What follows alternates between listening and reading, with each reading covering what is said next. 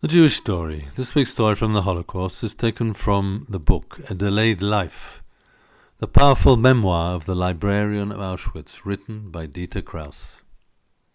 No water and no food. We were locked in and left to die. Near the fence there was a pile of white turnips, the kind that farmers use to feed their cattle. It must have been there for a long time because the rotting stench permeated the area around. But there might be some pieces that were still firm. We dared not come nearer because of the guards in the tower, but hunger made the women more daring, and some tried to creep closer. They succeeded in remaining unnoticed and started rummaging in the smelly heap. I pulled Margit's hand. "Come, we can also try it," I whispered.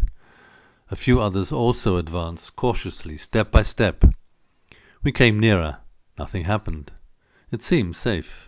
The stink was awful, but the women were pulling out turnips that were only partly rotten. Suddenly we heard shots. The guard had seen us. Perhaps he was watching us all the time, was only waiting until the targets came closer. Margit and I started running, but as we had no strength, we fell and lay sprawled on the ground. Others had also fallen, but some of them never got up again, while Margit and I finally crawled away. The woman just in front of me was killed. I didn't look. There were already so many corpses lying everywhere. It was impossible to know who was already dead and who had been shot now. The dead lay everywhere. There was no one to bury them. At first the corpses were collected and piled, one on top of the other. Some were dressed, most were naked, but their nakedness was as inoffensive as that of small children. Genitals aroused no shame. The dead bodies had lost all sexuality. The limbs were just bones, fleshless, covered in skin, the knees and elbows like knots of ropes sticking out of the heap at incongruous angles.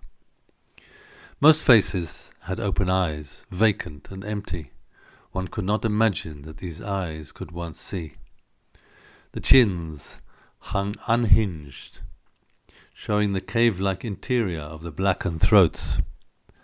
Some of the dead had become so small that the clothes looked empty, and only the shrunken head was proof that there was a body inside those rags. In the course of a day or two, between the disappearance of the guards and the arrival of the British Army, the camp grounds became covered with excrement and corpses.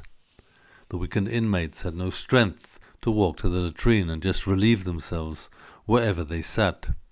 They also died there. In a short time there was no way to get around without stepping over the dead, and almost impossible to avoid the patches of bloody shit. You who read this must be asking yourself, how is it possible to live through such horrors and not become insane? It is. Nature, it seems, has a way to protect man even from the ultimate of hells. Please pass on this story.